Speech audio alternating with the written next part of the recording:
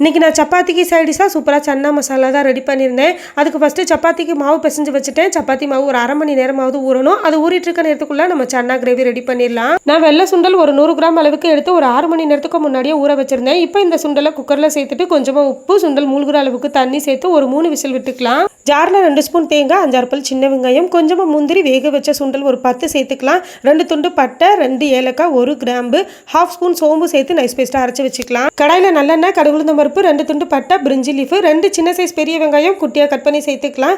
கொஞ்சமாக கருவேப்பிலை, 1 ஸ்பூன் இஞ்சி பூண்டு விழுது சேர்த்து வெங்காயம் வதங்குனதும் 2 தக்காளியை அரைச்சி சேர்த்துக்கலாம். தக்காளி வதங்கி எண்ணெய் பிரிஞ்சு வரும்போது 1 ஸ்பூன் மல்லித்தூள், 1/2 ஸ்பூன் மிளகாய்த்தூள் அண்ட் காஷ்மீரி மிளகாய்த்தூள், 1/4 ஸ்பூன் கரம் மசாலா சேர்த்து மிக்ஸ் பண்ணிவிட்டு அரைச்ச தேங்காய் பேஸ்ட்டு சேர்த்துட்டு கூடவே உப்பு, வேக வச்ச கொண்டக்கடலையும் சேர்த்துக்கலாம். கொண்டக்கடலையே ஆல்ரெடி உப்பு போட்டிருக்கோம், அதனால் பார்த்துட்டு உப்பு சேர்த்துக்கோங்க.